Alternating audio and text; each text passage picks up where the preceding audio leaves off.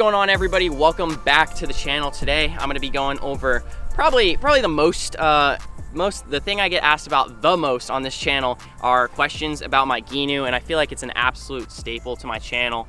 I feel like a lot of people know my Gheenoe just as well as they know me, and the Gheenoe, it caters to the style that I fish. Like, I fish a very different style. I feel like a lot of people on YouTube see me like running around docks, going under docks, chasing big fish, doing stuff like that.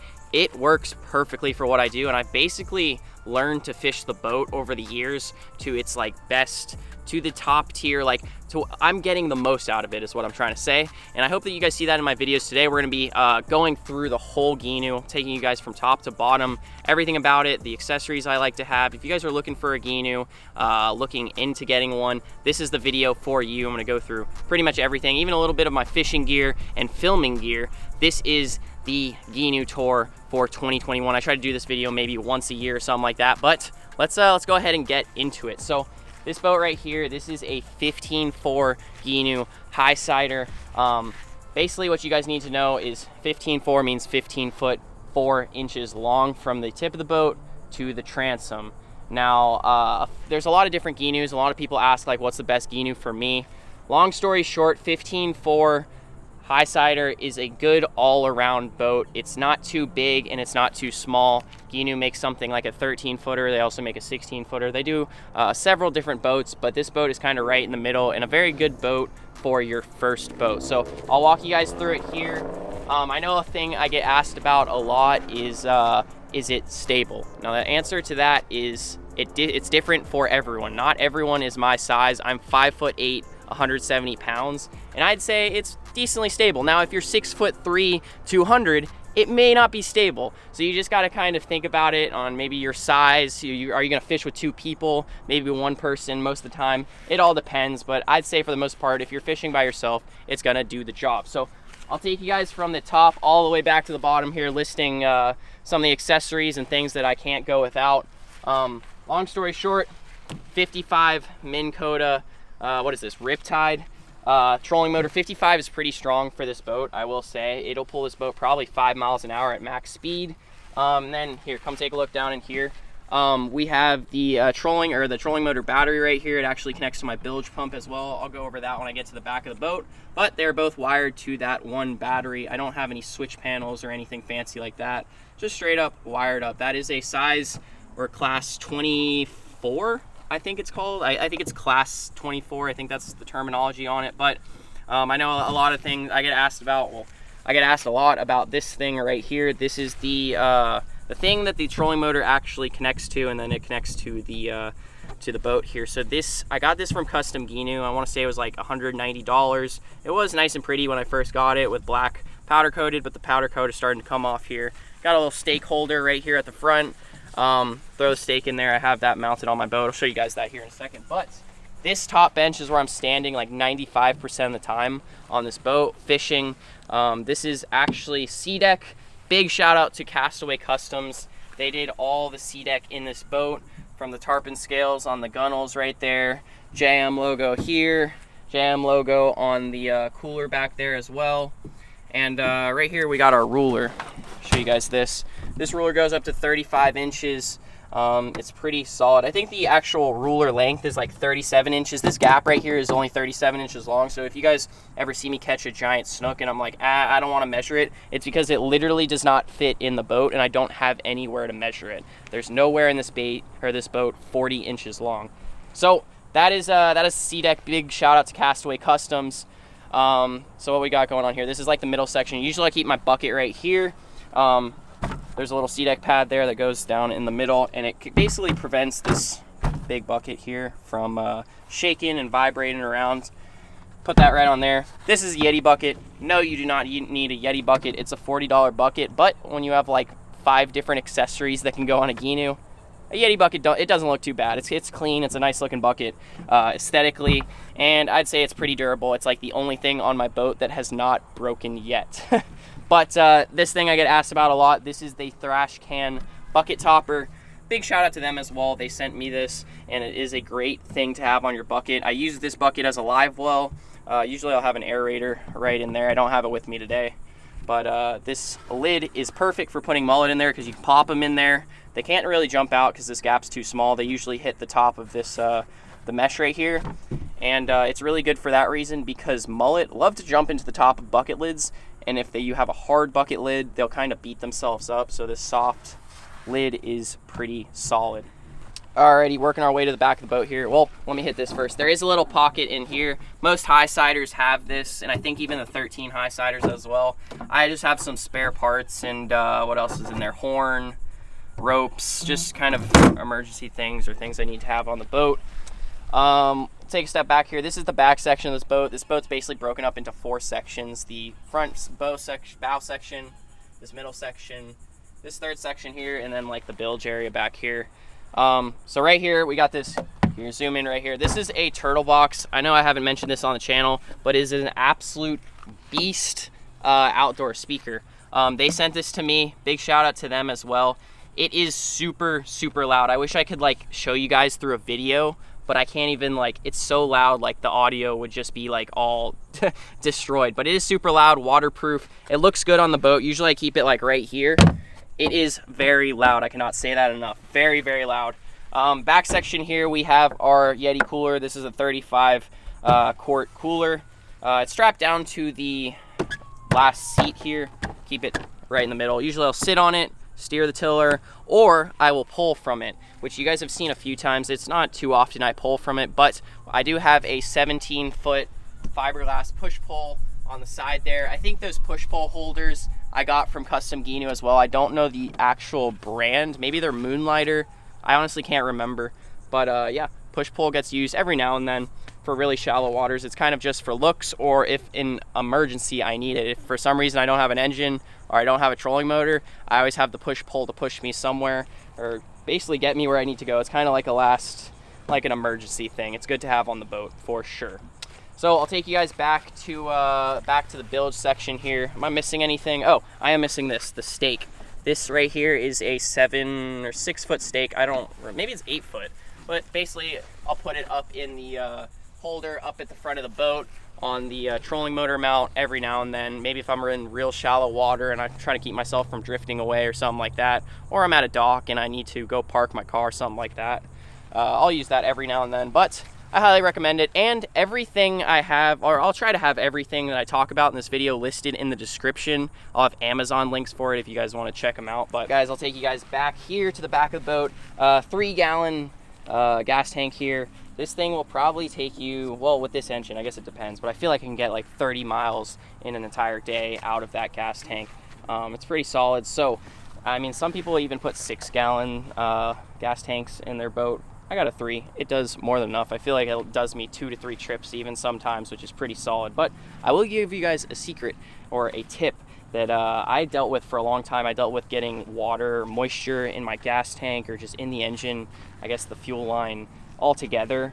And I couldn't figure it out for the longest time. I tried ethanol-free gas. A lot of people said does some help. But the thing that helped me the most was after every trip, literally pulling the fuel line from the engine and running the engine, like flushing the engine, running all the gas out of the engine. I would have issues starting up the engine if I didn't use it for a few days, if I didn't run the gas out of the carburetor and out of the fuel line completely. Now I learned that if I do that every time, you know, every trip, every morning, I don't have to pull this cord 100 times to get it started. It's usually just first try, first pull, gas starts up. It's always good. And sometimes I use ethanol-free gas, sometimes I don't. It all depends on where I'm at.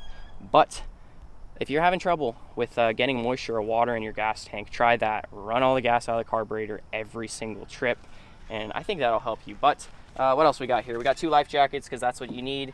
Then come take a look back here. We got a, actually this is new. I don't think I've mentioned this at all on the channel, but I didn't used to have a bilge pump. I now have a bilge pump installed. This is a pretty, like a baby bilge pump. Basically, it's 500 gallons per hour. I know some people do up to even 1,100 gallons per hour bilge pumps, but it's basically just a safety net for if I need it. I know for the longest time, if I was running through some rough water, I would just pull the plug and run, and the water would flow right out. Now I have a little bit extra help, which is the bilge pump. I've had to use it a few times. It's automatic, so it just turns on when it gets enough water in there and pumps it out, and it does more than good enough job. But huge shout out, come back here, huge shout out to on the fly jack plates. They sent me this guy right here. This thing is the newest addition to my channel, and I couldn't, like, I can't explain it. Like, it is so useful, and I didn't realize it until I put it on the boat. One, I get more speed. I'm getting like 3 miles per hour more than I used to. I used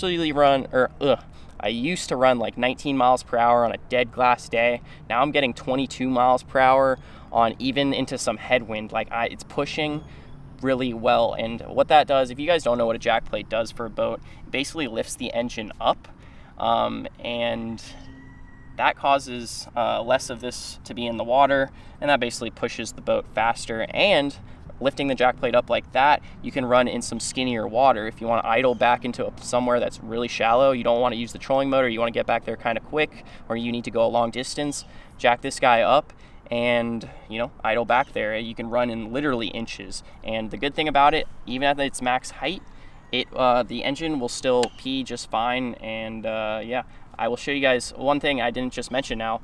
This jack plate, it is manual. So check this out. This is really cool. So this handle right here, all you have to do, twist it like that, engine goes down. It goes all the way down to, how low does it go?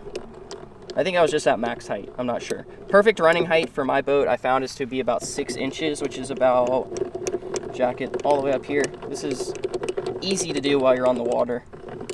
But I jack it up to usually about right there, and that gives me my max speed without cavitating, right to where I'm like level with this sticker here, and right there. That's the perfect height. But big shout out to On the Fly. They just sent that. They're a new partner of the channel, and this thing is an absolute beast. I'm really excited to use it, and I'm curious to know how it'll run. I have not gotten to run it with like nothing in the boat, but I really want to know what speeds I get with like none of the extra weight I'm normally carrying in the boat. Because normally I'm carrying a cast net, stuff like that. But it is very useful, and I didn't realize how useful it was until I actually got to use it. But 9.9 Yamaha in the back here, 4-stroke, short shaft, and yeah, what else we got here?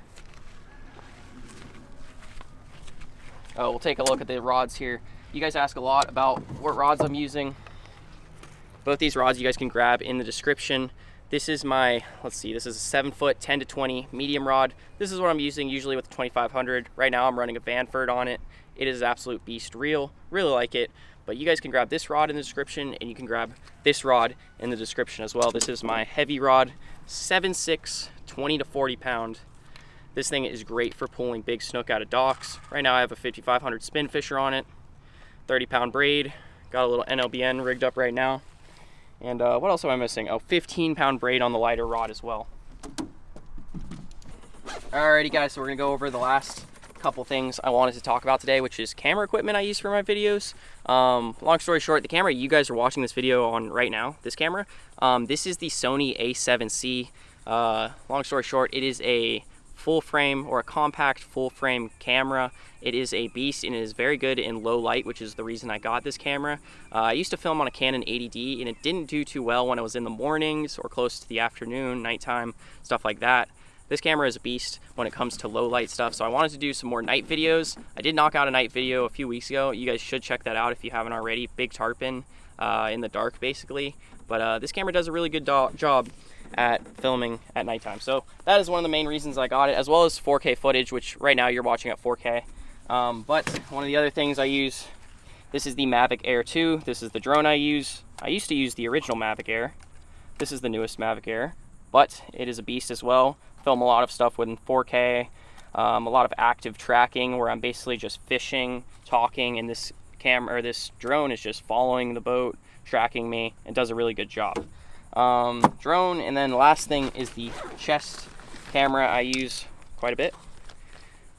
Pretty much 90% of the footage you guys see is filmed on this guy right here. This is the DJI Osmo Action. It's like a competitor with GoPro. I used to use GoPro. I don't use GoPro to film videos anymore. GoPro gave me too much issues. Didn't work very well. The audio wasn't as good as this thing. And the only real drawback of this compared to GoPro is the field of view is slightly narrower. GoPro has a wider range field of views, but I use it anyway. I really like it, and I think it does a very good job for my channel. So what else here? Got pliers. These are the pliers I use, Danco pliers. Try to have a link in the description to this as well. They're solid. They're about 40 bucks. A little pricey, but they get the job done. You can also get replacement parts for the cutters. These things will cut braid, and they do a decent job. And then what else? We got this thing I think I forgot to mention earlier. I should have mentioned when we were talking about the sea deck, is this this little magnet right here. I think it's made by a company called Barracuda, but the good thing about it is you can literally take lures. It's rubber, so you can stick lures in there, and it's also a magnet, so you can just take the hook and stick it right in there, just like that, and it holds them while you're running around. The good thing about that is not only does it store lures, at the end of the day, when I'm done fishing my lures, a lot of times I'll put them on there and then spray them down with fresh water at the end of the day, then put them in the box. I used to take my lures, put them straight into the box, and then what happens? They get all rusted. So I think that's it. Oh, and we'll hit 2 more things. The watch that I'm using, I know I've got a few questions on this. This is the Garmin Instinct. It does temperature, it has a barometer. I use it quite a bit. I know a long time ago when I just got into fishing, I would never pay attention to the time while I'm out there fishing. And I think that's really important to pay attention to time, because that could show you when you're getting the bites most, when you need to be out there. Just keeps you on track. What else? Oh, glasses. Glasses, I get this question a lot. These are the RCI Optics Spanish House. I've worn these for about 4, almost 5 years now. This is actually like only my 2nd pair. Big shout out to RCI for sending me these. They hook it up. They are a local company and they make the best glasses for inshore fishing. These are like the Amber H780s, I think they were called, or H870s. I can't remember the name of the lenses, but they're ideal for inshore fishing because that gold color makes sand pop, and you can see fish on the sand or shallow water, whatever you're doing. Great color for inshore fishing. But I think that is about it for this 2021 Gheenoe tour. If you guys enjoyed this video, please give it a like. If you guys have any questions, things I missed in this video, please leave a comment down below. I'm sure I missed plenty of different things, and there's a lot of things you guys may want to know that I didn't get to in today's video, but please leave that down in the comments. I'll try to get back to each and every one of you guys. And if you're new to the channel, please hit the subscribe button. I do all sorts of fishing, inshore primarily, but most of it is on this Gheenoe. One thing that I missed in today's video, I do have a paddleboard that is in the works right now. I've used it a few times on the channel, but it is getting rebuilt as we speak right now. It's gonna look absolutely amazing when it's finished. And my fly rod, 8-weight fly rod, that is also in the works. I'm gonna be working with a new company for fly fishing, but I only pull the fly rod out ever so often. So I think that is about it, guys. If you guys enjoyed this video, thumbs up, and other than that, I will see you guys in that next video.